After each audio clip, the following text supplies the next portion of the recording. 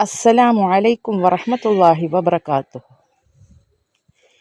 അങ്ങനെ റഹീമയെ റൂമിലേക്ക് മാറ്റി.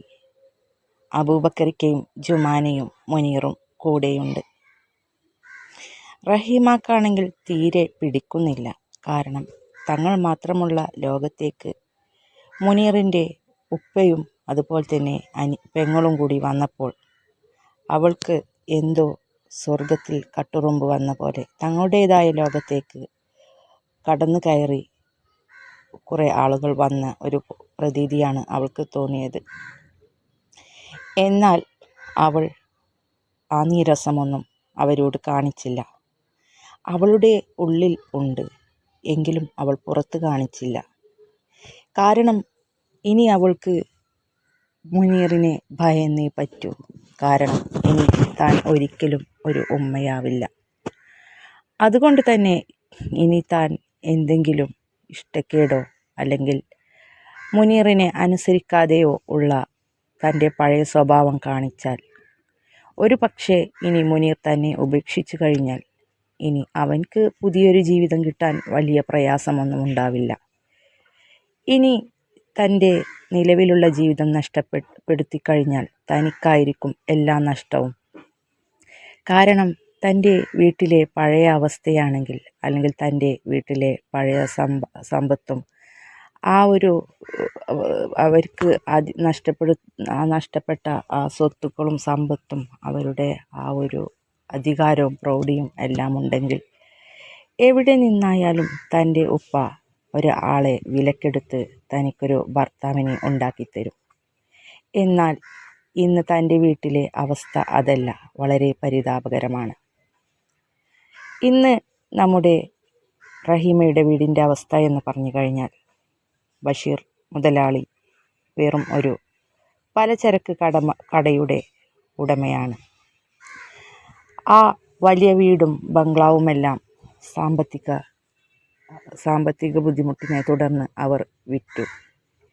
ഇന്ന് ആ വലിയ ബംഗ്ലാവ് വിറ്റ് ആ കടം വീട്ടി ബാക്കി ചെറിയൊരു സംഖ്യ ഉണ്ടായിരുന്നത് കൊണ്ട് റഹീമയുടെ ഉപ്പ ചെറിയ ഒരു വീടും ഒരു 5 സെൻറ്റ് സ്ഥലവും ഏക്കർ കണക്കിന് സ്ഥലമുണ്ടായിരുന്ന ആ ബംഗ്ലാവും ആ സ്ഥലമെല്ലാം വിറ്റ് വെറും 5 സെൻറ്റ് സ്ഥലത്ത് ഒരു ചെറിയ വീട്, ഒരു പഴയ ഒരു ഓടിട്ട വീട്, അതാണ് ഇന്നത്തെ റഹീമയുടെ വീട്. വലിയ വലിയ സൂപ്പർ മാർക്കറ്റുകൾ ഉണ്ടായിരുന്ന സ്ഥാനത്ത് ഇന്ന് ചെറിയൊരു പലചരക്ക് കട. അതിൽ നിന്നാണ് അവളുടെ ഉപ്പയും ഉമ്മയും ഇന്ന് ജീവിച്ചു പോകുന്നത്. സമ്പാദ്യമെല്ലാം നഷ്ടപ്പെട്ടതോടുകൂടി ആങ്ങളമാരും ഭാര്യമാരുമെല്ലാം അവിടെ നിന്ന് ഇറങ്ങി. ഭാര്യമാരെല്ലാം വലിയ വലിയ വീടുകളിൽ നിന്നുള്ളവരായിരുന്നു. റഹീമയുടെ ആങ്ങളമാരുടെ ഭാര്യമാരെല്ലാം സമ്പത്തും തറവാടിത്തവും എല്ലാം നഷ്ടപ്പെട്ടപ്പോൾ അവരെല്ലാം സ്വന്തം ഭർത്താക്കന്മാരെ വിളിച്ച് ആ വീട്ടിൽ നിന്നും ഇറങ്ങുകയായിരുന്നു. അവരെല്ലാം ഇന്ന് വിദേശത്ത് ഭാര്യമാരുടെ ആങ്ങളമാരുടെ കടകളിലും അമ്മോശാക്കന്മാരുടെ അതായത് ഭാര്യമാരുടെ ഉപ്പമാരുടെ കടകളിലും അങ്ങനെയെല്ലാമാണ്. അങ്ങനെയാണ് ഇന്ന് റഹീമയുടെ വീടിൻ്റെ അവസ്ഥ. എല്ലാം നഷ്ടപ്പെട്ട് ബഷീർ മുതലാളി ഇപ്പോൾ വെറും ഒരു പലചരക്ക് കടയുടെ മുതലാളിയായി ഇരിക്കുകയാണ്. ആ ഒരു വീട്ടിലേക്ക് റഹീമയെ കൊണ്ടുവരാനോ അവളെ അങ്ങനെ ഒരു ബാധ്യത കൂടി വരുത്തി വെക്കാനോ ഉള്ള സാമ്പത്തിക സ്ഥിതി ഇന്ന് അവളുടെ ഉപ്പാക്കും ഉമ്മാക്കും ഇല്ല. അതുകൊണ്ട് തന്നെ മുനീറിനെ വിട്ട് ഉപേക്ഷിച്ച് ചെന്നാൽ അവളെ അവർ സ്വീകരിക്കുമോ എന്നും അറിയില്ല. സ്വീകരിച്ചാൽ തന്നെ അവിടെ പട്ടിണിയായിരിക്കും ഫലം എന്നവൾക്കറിയാം. കാരണം കഷ്ടിച്ച് അന്നന്നത്തെ ചിലവ് കൊണ്ടുപോകാനുള്ള ഒരു വക മാത്രമേ ആ ഒരു കടയിൽ നിന്ന് കിട്ടുകയുള്ളൂ. പിന്നെ നമ്മുടെ റഹീമ കൂടി ചെന്നാൽ അതുകൂടി അവർക്കൊരു ഭാരമാവും. മാത്രമല്ല ഇനിയൊരു പുതിയൊരു കല്യാണമോ അവളെ കല്യാണം കഴിപ്പിച്ച് വിടാനോ ഉള്ള ഒരു സ്ഥിതിയിലൊന്നുമല്ല ഇപ്പോൾ നമ്മുടെ റഹീമയുടെ ഉപ്പ. അതുകൊണ്ട് തന്നെ ഇതെല്ലാം അറിയുന്ന അവൾക്ക് മുനീറിനെ വിഷമിപ്പിക്കാനോ അവനെ ഇനി എതിർക്കാനോ അവിടെ നിന്ന് ഇറങ്ങിപ്പോകുവാനോ കഴിയില്ല. അതുകൊണ്ട് ഇനി തൻ്റെ പഴയ സ്വഭാവമെല്ലാം ഉപേക്ഷിച്ച് നല്ല കുട്ടിയായി അവനെ അനുസരിച്ചു കഴിഞ്ഞാൽ തനിക്ക് കൊള്ളാം എന്നൊരു ബോധം അവൾക്കുണ്ട്. ഇനി ഒരിക്കലും അവൾക്കൊരു ഉമ്മയാവാൻ കഴിയില്ല. അതുകൊണ്ട് തന്നെ തനിക്ക് ഇപ്പോൾ ഉള്ള ജീവിതത്തിൽ താൻ അഡ്ജസ്റ്റ് ചെയ്ത് നിന്നേ മതിയാവൂ എന്നെല്ലാം റഹീമക്ക് ബോധമുണ്ട്. അതുകൊണ്ട് തന്നെ ഉള്ളിൽ ഇഷ്ടക്കേടുണ്ടെങ്കിലും ഇനി വരുന്ന സാഹചര്യങ്ങളോടെല്ലാം പൊരുത്തപ്പെടാൻ അവൾ മനസ്സുകൊണ്ട് തീരുമാനിച്ചു കഴിഞ്ഞു. നമ്മുടെ അബൂബക്കറിക്കയും ജുമാനയും ആവട്ടെ അവളോട് ഇഷ്ടക്കേടൊന്നും കാണിക്കുന്നില്ല. കാരണം അവർക്കും അറിയാം ഇനി തങ്ങളുടെ മരുമകൾ ഇതാണ്. അവളെ ഉപേക്ഷിക്കാൻ ഒരിക്കലും തങ്ങൾ മുനീറിനോട് പറയില്ല. കാരണം അവനായി തിരഞ്ഞെടുത്ത ജീവിതമാണ്. ഇനി അവൻ അതുകൂടി നഷ്ടപ്പെടുത്തി കഴിഞ്ഞാൽ ആ ഒരു പെൺകുട്ടിയുടെ ശാപം കൂടി തങ്ങളുടെ തലക്ക് മുകളിൽ നിൽക്കും. സുമിയുടെ അവളെ കഷ്ടപ്പെടുത്തിയതിൻ്റെ ശാപമാണ് തങ്ങളുടെ കുടുംബം എന്നും അനുഭവിക്കുന്നത്. അതുകൊണ്ട് തന്നെ മറ്റൊരു പെൺകുട്ടിയുടെ കണ്ണീർ കൂടി വീഴ്ത്താൻ അവർ രണ്ടുപേരും ഒരുക്കമായിരുന്നില്ല. അതുകൊണ്ട് തന്നെ അവരും അവളോട് ഇഷ്ടക്കേടൊന്നും കാണിക്കാതെ അവളോട് നല്ല രീതിയിൽ തന്നെയാണ് അവരും പെരുമാറിയിരുന്നത്, സ്നേഹത്തോടു കൂടി. ജുമാന അവളുടെ ഡ്രസ്സുകളെല്ലാം കഴുകിയും അതുപോലെ തന്നെ അവളെ കുളിപ്പിക്കുകയും ചീകി കൊടുക്കുകയും അവളെ വൃത്തിയാക്കുകയും എല്ലാം ചെയ്യുന്നുണ്ട്. അവൾ തന്നെയാണ് അവിടെയുള്ള കാര്യങ്ങളെല്ലാം ചെയ്യുന്നത്. അതുപോലെ തന്നെ അബൂബക്കറിക്കയും തന്നെ കൊണ്ട് കഴിയുന്നത് പോലെ മകനെ സപ്പോർട്ട് ചെയ്യുന്നുണ്ട്. പണം വേണ്ടതെല്ലാം സുമി എത്തിക്കുന്നുണ്ട്. അതുകൊണ്ട് തന്നെ ഇപ്പോൾ അവരുടെ ജീവിതത്തിന് ബുദ്ധിമുട്ടൊന്നും ഇല്ലാതെ നല്ല രീതിയിൽ പോകുന്നു. അങ്ങനെ ഏതാനും ദിവസങ്ങൾ കൂടി കഴിഞ്ഞു. നമ്മുടെ സുമിയുടെ വിവാഹ ദിവസമാണിന്ന്. സുമിയുടെയും ഫായിസിൻ്റെയും അതുപോലെ തന്നെ ജമാലിൻ്റെയും നൂറയുടെയും കല്യാണ ദിവസം. കല്യാണത്തിന് നമ്മുടെ അബൂബക്കറിക്കയും അതുപോലെ തന്നെ ജുമാനയും എത്തിയിട്ടുണ്ട്. റഹീമയും മുനീറും എത്തിയിട്ടില്ല. അവർ ആദ്യമേ പോകുന്നില്ല എന്ന് കരുതിയതായിരുന്നല്ലോ. പിന്നെ അതുമാത്രമല്ല, അവർ ഹോസ്പിറ്റലിലുമാണ്. അങ്ങനെ കല്യാണമെല്ലാം നല്ല രീതിയിൽ കഴിഞ്ഞു. അവിടെ നിന്ന് കണ്ണു നിറഞ്ഞുകൊണ്ട് നമ്മുടെ നൂറ മണവാട്ടിയായി ഇറങ്ങുകയാണ്. ഇറങ്ങുന്ന നേരം എല്ലാവരും അവളോട് പറഞ്ഞു, മോളെ, നീ നല്ല ജീവിതത്തിലേക്കാണ് കയറിപ്പോകുന്നത്. ഇവിടെ നിന്നും കരഞ്ഞുകൊണ്ട് ഇറങ്ങിയിട്ട് ചിരിച്ചുകൊണ്ട് വേണം ഇറങ്ങാൻ എന്നെല്ലാം പറയുന്നുണ്ട്. എന്നാലും ഉപ്പയെയും ഉമ്മയെയും സഹോദരങ്ങളെയും സുമിയെയും വിട്ടുപോകുമ്പോൾ അവൾക്ക് എന്തെന്നില്ലാത്ത സങ്കടം. കാരണം ഇത്രയും ദിവസം താൻ കളിച്ച് ചിരിച്ച് നടന്നിരുന്ന ആ ഒരു വീട്ടിൽ നിന്നും താൻ ഇറങ്ങിപ്പോവുകയാണ്. അതുപോലെ തന്നെ നമ്മുടെ സുമിക്കും ഫായിസിനും ഷാജഹാനിക്കാക്കും ലൈലാത്താക്കും അതുപോലെ തന്നെ അവർക്കെല്ലാവർക്കും നുഷൈബാക്കും എല്ലാം അവളെയും വിട്ടുപോകുന്ന സങ്കടമുണ്ട്. എന്നാലും അവരാരും അതൊന്നും പുറത്തു കാണിക്കാതെ അവളെ നല്ല രീതിയിൽ കെട്ടിപ്പിടിച്ച് ഉമ്മയെല്ലാം കൊടുത്ത് ചിരിച്ചുകൊണ്ട് യാത്രയാക്കി. അങ്ങനെ അന്ന് രാത്രി നമ്മുടെ ഫായിസിൻ്റെയും അതുപോലെ തന്നെ സുമിയുടെയും ആദ്യ രാത്രിയാണ്. ബിസ്മി ചൊല്ലി അങ്ങനെ നമ്മുടെ ഫായിസ് സുമിയുടെ നെറുകയിൽ കൈവച്ചുകൊണ്ട് വിവാഹ നാളിൽ ആദ്യമായി ഭാര്യയുടെ തലയിൽ കൈവച്ച് ചൊല്ലേണ്ട ഓരോ ദിക്റുകളെല്ലാം ഉണ്ടല്ലോ, അതെല്ലാം ചൊല്ലി. അങ്ങനെ അവർ തമ്മിൽ ഒന്നായി. നമ്മുടെ സുമിയും ഫായിസും പറഞ്ഞു, അൽഹംദുലില്ലാ, അങ്ങനെ നമ്മൾ കാത്തിരുന്ന ആ ദിവസം യാതൊരു തട്ടിമുട്ടലും ഇല്ലാതെ റാഹത്തായി അള്ളാഹു നമ്മളെ രണ്ടുപേരെയും ഇണയാക്കിയിരിക്കുന്നു. എല്ലാ സ്തുതിയും പടച്ചവൻ എന്നും പറഞ്ഞുകൊണ്ട് അവർ രണ്ടുപേരും പുതിയൊരു ജീവിതത്തിലേക്ക് പ്രവേശിക്കുകയായിരുന്നു. അങ്ങനെ കല്യാണമെല്ലാം കഴിഞ്ഞു പിറ്റേ ദിവസം നമ്മുടെ സുമിയും ഫായിസും ഐഷുമ്മയെ കാണാൻ വരികയാണ്. സുമി നമ്മുടെ ഐഷുമ്മാക്ക് വാക്ക് കൊടുത്തതാണ്. കല്യാണം കഴിഞ്ഞ് ആദ്യ ദിവസം വരുമ്പോൾ അവർക്ക് ഒരു സമ്മാനം കൊടുക്കുമെന്ന് അവൾ വാക്ക് കൊടുത്തതാണ്. അങ്ങനെ അതിനു വേണ്ടിയുള്ള വരവാണ്. എന്തായാലും ആ സർപ്രൈസ് എന്താണെന്ന് നമുക്ക് കാത്തിരുന്ന് കാണാം. അങ്ങനെ അവൾ നമ്മുടെ ഐഷുമ്മയുടെ റൂമിലെത്തി. അവൾ ഐഷുമ്മയോട് ചോദിച്ചു, ഉമ്മ, നിങ്ങൾക്ക് കാണണ്ടേ എൻ്റെ ഇക്കായെ? ഇതാണ് എൻ്റെ ഇക്ക എന്ന് പറഞ്ഞുകൊണ്ട് അവൾ ഫായിസിനെ കാണിച്ചു കൊടുത്തു. ഐഷുമ്മ അവനെ ഇങ്ങനെ നോക്കി. നല്ല ഓജസ്സും തേജസ്സുമുള്ള ഒരു ചെറുപ്പക്കാരൻ. നമ്മുടെ അബൂബക്കറിക്കാൻ്റെ പ്രിയ സ്നേഹിതൻ ഷാജഹാനിക്കാടെ മകനാണ്. എന്നാൽ ഐഷുമ്മയാവട്ടെ വളരെ ചെറിയ കുട്ടിയായിരിക്കുമ്പോൾ കണ്ടതാണ് നമ്മുടെ ഫായിസിനെ. വലുതായിട്ട് എങ്ങനെയാണെന്നോ അവൻ്റെ മുഖമോ ഒന്നും അവർ കണ്ടിട്ടില്ല. കാരണം അബൂബക്കറിക്കാൻ്റെ സുഹൃത്തുക്കളുമായിട്ടൊന്നും ഐഷുമ്മക്ക് വലിയ ബന്ധമുണ്ടായിരുന്നില്ല. അതുകൊണ്ട് തന്നെ അവർ സുഹൃത്തുക്കളെയോ അവരുടെ ഭാര്യമാരെയോ മക്കളെയോ ഒന്നും ഐഷുമ്മക്ക് പരിചയമുണ്ടായിരുന്നില്ല. ഐഷുമ്മ എപ്പോഴും അദ്ദേഹത്തിൻ്റെ സുഹൃത്തുക്കളിൽ നിന്ന് ഒരു അകലം പാലിച്ചിരുന്നു. അവർ വീട്ടിലേക്ക് വരുന്നതോ അല്ലെങ്കിൽ അവരോട് അടുപ്പം കൂടുന്നതോ ഒന്നും ഐഷുമ്മക്ക് ഇഷ്ടമുണ്ടായിരുന്നില്ല. അതുകൊണ്ട് തന്നെ സുഹൃത്തുക്കളെയോ കുടുംബങ്ങളെയോ അബൂബക്കറിക്ക വീട്ടിലേക്ക് കൊണ്ടുവരികയോ പരിചയപ്പെടുത്തുകയോ ഒന്നും ചെയ്തിട്ടുണ്ടായിരുന്നില്ല. അതുമാത്രമല്ല, ഇവർ ഫായിസും അതുപോലെ തന്നെ നമ്മുടെ നൂറായും ഷീബായും എല്ലാം കുഞ്ഞുങ്ങളായിരിക്കുമ്പോൾ തന്നെ ആ നാട്ടിൽ നിന്നും അവർ അവിടെയെല്ലാം വിറ്റ് വേറെ ഒരു നാട്ടിലേക്ക് പോരുകയായിരുന്നു.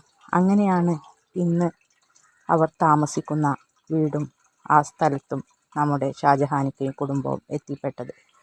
അതുകൊണ്ട് ഒരിക്കൽ പോലും നമ്മുടെ ഐഷുമ്മ ഫായിസിനെ നേരിട്ട് കണ്ടിട്ടുണ്ടായിരുന്നില്ല. വളരെ ചെറിയ കുട്ടിയായിരുന്നപ്പോൾ എന്നോ ഒരിക്കൽ കണ്ടതാണ്. അങ്ങനെ അവരെ തമ്മിൽ പരിചയപ്പെടുത്തിക്കൊണ്ട് നമ്മുടെ സുമി പറഞ്ഞു, എന്തായാലും ഇനി ഉമ്മയും മോനും സംസാരിച്ചില്ല. നിങ്ങളുടേതായ വിഷയങ്ങളും കാര്യങ്ങളും ഒന്ന് കുറച്ചു നേരം സംസാരിച്ചിരിക്കും. ഞാൻ അപ്പോഴേക്കും ഉമ്മാക്ക് ഒരു സർപ്രൈസ് ഉണ്ട് എന്ന് പറഞ്ഞില്ലേ, അതുമായിട്ടാണ് ഇനി ഞാൻ വരുന്നത്. ഞാൻ ഇപ്പോൾ വരാം എന്ന് പറഞ്ഞുകൊണ്ട് സുമി അവിടെ നിന്നും പോയി. സുമി എന്താണ് ചെയ്യുന്നതെന്നോ എന്താണ് പ്രവർത്തിക്കുന്നതോ എന്നൊന്നും അറിയാതെ ഐഷുമ്മ ഇങ്ങനെ അന്തം വിട്ട് നിൽക്കുകയാണ്. സുമി പോയപ്പോൾ നമ്മുടെ ഐഷുമ്മ ഫായിസിനോട് ചോദിച്ചു, അല്ല മോനെ, നിനക്കറിയുമോ എന്താണ് അവൾ കാട്ടിക്കൂട്ടുന്നത് എന്ന്? അപ്പോൾ നമ്മുടെ ഫായിസ് ചിരിച്ചുകൊണ്ട് പറഞ്ഞു, ഉമ്മാടെ മോൾ ഉമ്മാക്ക് വേണ്ടി സർപ്രൈസ് കരുതി വെച്ചതല്ലേ, അതെനിക്കെങ്ങനെ അറിയാനാ? ഇനിയിപ്പോൾ അറിയുമെങ്കിൽ തന്നെ ഞാൻ പറഞ്ഞാൽ അതിൻ്റെ സർപ്രൈസ് പോയില്ലേ എന്നെല്ലാം ചിരിച്ചുകൊണ്ട് പറഞ്ഞ്. അപ്പോൾ ഐഷുമ്മ പറഞ്ഞു, എന്തായാലും അവൾ വരട്ടെ, ഇത്ര നേരം കാത്തു നിന്നില്ലേ, ഇനി വേഗോളം കാത്തുനിന്ന് ആറോളം നിൽക്കാനാണോ പണി? എന്തായാലും മോൾ സർപ്രൈസും കൊണ്ട് വരട്ടെ, അപ്പോൾ നമുക്ക് കാണാം അല്ലേ മോനെ? എന്നിട്ട് മോൻ നിൻ്റെ വിശേഷങ്ങൾ പറയുന്ന ചിരിച്ചുകൊണ്ട് പറഞ്ഞ് അവർ തമ്മിൽ ഇങ്ങനെ സംസാരിച്ചിരിക്കുകയായിരുന്നു. നമ്മുടെ സുമി നേരെ പോയത് അബൂബക്കറിക്കാൻ്റെയും അതുപോലെ തന്നെ ജുമാനയുടെയും റഹീമയുടെയും മുനീറിൻ്റെയും റൂമിലേക്കാണ്. സുമിയെ കണ്ടതും നമ്മുടെ റഹീമ ബെഡിൽ നിന്ന് ഇങ്ങനെ എഴുന്നേറ്റ് ഇരിക്കാൻ ശ്രമിച്ചു. അപ്പോൾ സുമി പറഞ്ഞു, വേണ്ട, അവിടെ കിടന്നോ, നിനക്ക് വയ്യാത്തതല്ലേ, ഇനി എന്നെ കണ്ടു എന്ന് വെച്ച് എണീൽക്കുകയൊന്നും വേണ്ട, അവിടെ കിടന്നോ എന്ന് പറഞ്ഞു. മുനീറാവട്ടെ അവനും ഒരു സൈഡിൽ ഇങ്ങനെ അവളെ കണ്ടപ്പോൾ ഒരു ഭവ്യതയോടെ, കാരണം അവളെ ഒന്ന് നിവർന്ന് നിന്ന് നോക്കുവാനുള്ള ധൈര്യം പോലും അവനുണ്ടായിരുന്നില്ല. അതുകൊണ്ട് തന്നെ അവനും ഇങ്ങനെ ഒരു സൈഡിൽ ഇങ്ങനെ ഒതുങ്ങി നിന്നു. അബൂബക്കറിക്കയും ജുമാനയും ചോദിച്ചു, എന്താ മോളെ, എന്താ സുമി, എന്തൊക്കെ വിശേഷം, എവിടെ ഫായിസ് എവിടെ എന്നെല്ലാം ചോദിച്ചു. അവനവിടെയുണ്ട്, ഞാൻ ഉപ്പാക്കും അതുപോലെ തന്നെ ജുമാനക്കും നിങ്ങൾക്കെല്ലാവർക്കും ഒരു സർപ്രൈസ് ഉണ്ട്. ഇനി നിങ്ങൾ എനിക്ക് വിവാഹ സമ്മാനമായി തരേണ്ടത് അതാണ്. അപ്പോൾ അബൂബക്കറിക്ക് ഇങ്ങനെ അവളെ ഇങ്ങനെ നോക്കിക്കൊണ്ട് എന്താണ് മോളെ എന്ന് ചോദിച്ചു. അവൾ പറഞ്ഞു, ഉപ്പാ, ജുമാന, നിങ്ങളോട് ഞാൻ ഒന്നും മറച്ചു വെക്കാറില്ല. എനിക്ക് ഒരേ ഒരു കാര്യമാണ് നിങ്ങളിൽ നിന്ന് മറച്ചു വെക്കേണ്ടി വന്നത്. അത് സമയമാവുമ്പോൾ പറയാമെന്ന് കരുതി. കാരണം അതിനു മുൻപ് ഞാൻ നിങ്ങളെ അറിയിച്ചാൽ, നിങ്ങൾ എതിർത്തെന്തെങ്കിലും പറഞ്ഞാൽ, നിങ്ങളെ ആ എതിർപ്പിനെ മറികടന്ന് എനിക്ക് ആ ഒരു കാര്യം ചെയ്യാൻ ഒരു പക്ഷേ കഴിയുമായിരുന്നില്ല. നിങ്ങൾ എതിർത്ത് കഴിഞ്ഞാൽ ഒരു പക്ഷേ എനിക്കും അത് തള്ളിക്കളയേണ്ടി വരുമായിരുന്നു. അതുകൊണ്ട് തന്നെയാണ് ഞാൻ നിങ്ങളിൽ നിന്നും ആ കാര്യം മറച്ചു വെച്ചത്. ഇനി ഇപ്പോൾ നിങ്ങളോടെല്ലാം പറയാൻ സമയമായി എന്ന് തോന്നുന്നു. അപ്പോൾ നമ്മുടെ അബൂബക്കറിക്ക് ചോദിച്ചു, എന്താണ് മോളെ, നീ ഇങ്ങനെ വളച്ചു കെട്ടാതെ കാര്യം പറയേ എന്ന് പറഞ്ഞു. അവൾ പറഞ്ഞു, ഉപ്പ, ജുമാന, ഇവിടെ നമ്മുടെ ഉമ്മയുണ്ട്. ഉമ്മാനെ ഏകദേശം ഒരു 2-3 മാസമായി ഇവിടെ അഡ്മിറ്റ് ചെയ്ത് ഒരു റൂമിലാണ് ഞാനാണ് നോക്കുന്നത് ഉമ്മായുടെ എല്ലാ കാര്യവും. ഇത് കേട്ടതും അബൂബക്കറിക്കാക്ക് ദേഷ്യം കൊണ്ട് കൈകാലുകൾ വിറച്ചു. അദ്ദേഹം പറഞ്ഞു, എന്നിട്ടാണോ മോള് ഞങ്ങളോട് പറയാതിരുന്നത്? എന്തിനാണ് അവളെ നീ നോക്കാനും ഏറ്റെടുക്കാനും പോയത്? നിനക്കറിയില്ലേ അവളുടെ സ്വഭാവം? അവളല്ലേ ഈ കുടുംബത്തിൻ്റെ കഥ ഇങ്ങനെയെല്ലാം ആക്കി തീർത്തത് എന്നെല്ലാം പറഞ്ഞു. ഉപ്പ, ഇപ്പോൾ നിങ്ങൾ ആദ്യം കണ്ട ഉമ്മയൊന്നുമല്ല, ഒരുപാട് മാറിയിട്ടുണ്ട്. എൻ്റെ കയ്യിൽ കിട്ടുമ്പോൾ ഉമ്മാക്ക് ബോധമൊന്നും ഉണ്ടായിരുന്നില്ല. വലിയൊരു ആക്സിഡൻറ്റിൻ്റെ ശേഷമാണ്. അതൊക്കെ ഞാൻ വഴിയെ പറഞ്ഞു തരാം, ആ കഥകളൊക്കെ. ഇപ്പോൾ എന്തായാലും ഉപ്പയും അതുപോലെ തന്നെ ജുമാനയും നിങ്ങളെല്ലാവരും എൻ്റെ കൂടെ ഉമ്മയുടെ അടുത്തേക്ക് വരണം എന്ന് പറഞ്ഞു. അപ്പോൾ അബൂബക്കറിക്ക പറഞ്ഞു, അവൾക്കൊരിക്കലും മാറാൻ കഴിയില്ല മോളെ എന്ന് പറഞ്ഞപ്പോൾ സുമി പറഞ്ഞു, അല്ല ഉപ്പ, എനിക്കറിയാമല്ലോ, 2-3 മാസമായല്ലോ ഞാൻ ഉമ്മായെ കാണാൻ തുടങ്ങിയിട്ട്. ഒരാൾ മാറിയാലും ഇല്ലെങ്കിലും അത് മനസ്സിലാക്കാനൊക്കെയുള്ള ബുദ്ധി ഇപ്പോൾ എനിക്കില്ലേ. പഴയ ഉമ്മയല്ല, 100% മാറിയിട്ടുണ്ട്. ഉമ്മാക്ക് നിങ്ങളെല്ലാം കാണാനും ആഗ്രഹമുണ്ട്. എപ്പോഴും എന്നോട് ചോദിക്കാറുണ്ട് നിങ്ങളെക്കുറിച്ച്. അപ്പോൾ ഞാൻ സമയമാവട്ടെ എന്ന് കരുതി അങ്ങനെ വെയിറ്റ് ചെയ്തതാണ്. എന്തായാലും നിങ്ങൾ ഇപ്പോൾ എൻ്റെ കൂടെ ഉമ്മായുടെ റൂമിലേക്ക് വരണം.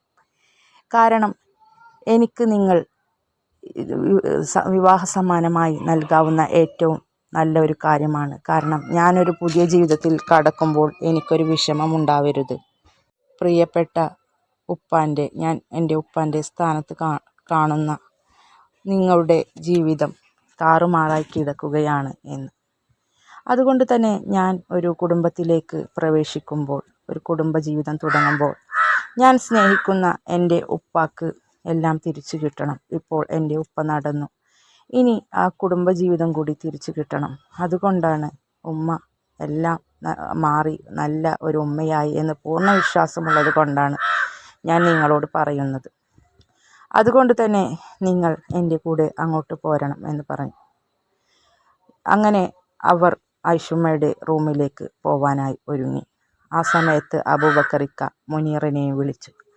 അവനും ഒരുപാട് ആഗ്രഹിച്ച് ഇരിക്കുകയായിരുന്നു തൻ്റെ ഉമ്മാനെ ഒരു നോക്കു കാണാൻ. ഉമ്മ എവിടെയാണെന്ന് അറിയാതെയാണ് ഇത്രയും ദിവസങ്ങൾ താൻ തള്ളി നീക്കിയത്. ആ ഉമ്മാനെ കൂടി തിരിച്ചു കിട്ടുകയാണെന്നറിഞ്ഞപ്പോൾ മുനീറും ഒരുപാട് സന്തോഷിച്ചു. അങ്ങനെ സുമിയുടെ കൂടെ മുനീറും അബൂബക്കറിക്കയും ജുമാനയും നമ്മുടെ ഐഷുമ്മയെ കാണാനായി പോവുകയാണ്. റഹീമയെ പിന്നെ ആ അവസ്ഥയിൽ അവർ കൊണ്ടുപോയില്ല. അവളെ റൂമിലാക്കിയാണ് അങ്ങനെ പോയത്. വാതിൽ തുറക്കുന്ന ശബ്ദം കേട്ടാണ് ഫായിസുമായി എന്തോ തമാശ പറഞ്ഞ് മുറിയിലിരിക്കുന്ന ഐഷുമ്മ ഇങ്ങനെ തലപൊന്തിച്ച് വാതിലിൻ്റെ അങ്ങോട്ട് നോക്കിയത്. വാതിൽ തുറന്ന് ആദ്യം റൂമിലേക്ക് കയറി വന്നത് നമ്മുടെ സുമിയാണ്. അതിൻ്റെ പിന്നിലായി അബൂബക്കറിക്കയുണ്ട്. അതിൻ്റെ പിന്നിലായി നമ്മുടെ മുനീറും, അതിൻ്റെ പിന്നിലായി ജുമാനയും ഉണ്ട്. ഐഷുമ്മക്ക് സ്വന്തം കണ്ണുകളെ വിശ്വസിക്കാൻ കഴിഞ്ഞിരുന്നില്ല. കാരണം ഇത്രയും ദിവസം എവിടെയാണെന്ന് പോലും അറിയാതെ താൻ നെഞ്ചുരുകി കഴിയുകയായിരുന്നു തൻ്റെ പ്രിയപ്പെട്ട ഭർത്താവും അതുപോലെ തന്നെ തൻ്റെ മക്കളും. നമ്മുടെ ആരിഫയും അതുപോലെ തന്നെ ജമീലയും അവരവരുടെ വീട്ടുകളിൽ ആയിരുന്നത് കൊണ്ട് തന്നെ, അവരുടെ സ്വഭാവം അറിയാവുന്നത് കൊണ്ട് തന്നെ അവരെക്കുറിച്ച് അവർ ചിന്തിച്ചിരുന്നില്ല ഐഷുമ്മ. എന്നാൽ തൻ്റെ ഭർത്താവും അതുപോലെ തന്നെ ജുമാനയും അവരുടെ വീട്ടിലാണെന്നറിയാം, എന്നാലും അവരുടെ വിവരങ്ങളോ ഒന്നും അറിയുമായിരുന്നില്ല. അതുപോലെ തന്നെ തൻ്റെ പൊന്നുമോനും എന്തു സംഭവിച്ചു എന്നെല്ലാം അറിയാതെ അവർ ഇങ്ങനെ ആവലാതിപ്പെട്ട് കഴിയുകയായിരുന്നു. എന്നാൽ ആ ഒരു ആവലാതിക്കാണ് ഇപ്പോൾ അറുതി വന്നിരിക്കുന്നത്. അവരെല്ലാം സ്വന്തം കൺമുന്നിൽ ഇങ്ങനെ നിൽക്കുകയാണ്. ഐഷുമ്മക്ക് സ്വന്തം കണ്ണുകളെ വിശ്വസിക്കാൻ കഴിഞ്ഞില്ല. ആദ്യമൊക്കെ മുനീറിനെ കുറിച്ചായിരുന്നു അവർക്ക് ആവലാതി, തൻ്റെ മകൻ എവിടെയാണ് എന്നറിയാതെ. എന്നാൽ പതിയെ ഐഷുമ്മ നല്ലൊരു മനുഷ്യ സ്ത്രീയായി മാറിയപ്പോൾ സ്വന്തം ഭർത്താവിനെയും ജുമാനയെയും കൂടി കാണണമെന്ന് അവർക്ക് ഒരുപാട് ആഗ്രഹമുണ്ടായിരുന്നു. അങ്ങനെ താൻ കാണാൻ ആഗ്രഹിച്ച 3 പേരും ഇതാ തൻ്റെ കൺമുൻപിൽ. ഐഷുമ്മ സന്തോഷം കൊണ്ട് ആ കട്ടിലിൽ നിന്നും ചാടി എണീറ്റു. അവർ ഓടിച്ചെന്ന് നമ്മുടെ അബൂബക്കറിക്കയെ കെട്ടിപ്പിടിച്ച് പൊട്ടിക്കരയുകയായിരുന്നു. അവർ പറഞ്ഞു, ഇക്ക, എനിക്ക് പുറത്തു തരണം. എന്നോട് ക്ഷമിക്കണം ഇക്ക, എനിക്ക് ഒരുപാട് തെറ്റ് പറ്റിപ്പോയി. എല്ലാം മനസ്സിലാക്കാൻ വൈകിപ്പോയി. കാരണമാണ് നമ്മുടെ കുടുംബം ഇങ്ങനെയായിപ്പോയത്. എത്രയോ നല്ല നാളുകൾ, നമുക്ക് നല്ല എത്രയോ ദിവസങ്ങൾ സന്തോഷത്തോടു കൂടി കഴിയേണ്ട നമ്മുടെ കുടുംബത്തിൻ്റെ എത്രയോ നല്ല ദിവസങ്ങൾ ഞാൻ കാരണമാണ് നമുക്ക് നഷ്ടപ്പെട്ടത്. ഇതെല്ലാം എനിക്ക് മനസ്സിലായത് ഞാൻ നല്ലൊരു സ്ത്രീയായി മാറിയത്. ഞാൻ ഒരുപാട് ദ്രോഹിച്ചിട്ടും എൻ്റെ സുമിമോൾ ഒരു ആപത്ത് വന്നപ്പോൾ എന്നെ പൊന്നുപോലെയാണ് നോക്കിയത്. അതാണ് എന്നെ ചിന്തിക്കാൻ പ്രേരിപ്പിച്ചത്. ഞാൻ എന്തെല്ലാം ദുഷ്ടത്തരങ്ങൾ ചെയ്ത് കൂട്ടിയിരുന്നു. ഇനിയെങ്കിലും ഒരു നല്ല മനുഷ്യ സ്ത്രീയാവണം എന്ന് എന്നെ ചിന്തിപ്പിച്ചത് ഈ പൊന്നുമോളുടെ എന്നോടുള്ള പെരുമാറ്റം ഓർത്താണ്. അത്രയധികം അവളെ ഞാൻ ദ്രോഹിച്ചിട്ടും എനിക്ക് ആരുമില്ലാതായപ്പോൾ എന്നെ പൊന്നുപോലെ നോക്കിയത് എനിക്ക് തുണയായതും നമ്മുടെ സുമിമോളാണ്. അതെല്ലാമാണ് ഇനി എനിക്ക് ഇങ്ങനെ ജീവിച്ചാൽ പോരാ, ഒരു മനുഷ്യ സ്ത്രീയായി ജീവിക്കണം എന്ന ചിന്ത എന്നിൽ ഉടലെടുക്കാൻ കഴിഞ്ഞത്. അതുകൊണ്ട് തന്നെ ഞാൻ ചെയ്ത തെറ്റുകളെല്ലാം എനിക്ക് പുറത്തു തരണം ഇക്ക. എന്നോട് മാപ്പാക്കി ഇനിയുള്ള കാലമെങ്കിലും നിങ്ങളെല്ലാവരും എൻ്റെ കൂടെ വേണം എന്നെല്ലാം പറഞ്ഞ് അബൂബക്കറിക്ക് പൂണ്ടടക്കം കെട്ടിപ്പിടിച്ച് പൊട്ടി കരയുകയാണ് നമ്മുടെ ഐഷുമ്മ. ഇതെല്ലാം കണ്ടപ്പോൾ നമ്മുടെ അബൂബക്കറിക്കയും അവരോട് ക്ഷമിച്ചു. കൊച്ചു കുഞ്ഞിനെ പോലെ തന്നെ കെട്ടിപ്പിടിച്ച് പൊട്ടിക്കരയുന്ന തൻ്റെ ഭാര്യയുടെ ആ ഒരു അവസ്ഥ കണ്ടപ്പോൾ പിന്നീട് അദ്ദേഹത്തിന് ക്ഷമിക്കാതിരിക്കാൻ കഴിഞ്ഞില്ല. അദ്ദേഹം അവരെ ഇങ്ങനെ ചേർത്ത് പിടിച്ചുകൊണ്ട് പറഞ്ഞു, സാരമില്ല, വൈകിട്ടാണെങ്കിലും നിനക്ക് നല്ല കാര്യം തോന്നിയല്ലോ, നീ നല്ലൊരു സ്ത്രീയായി മാറിയല്ലോ. ഇങ്ങനെയൊരു ഭാര്യയെയാണ് ഞാൻ എന്നും ആഗ്രഹിച്ചിരുന്നത്.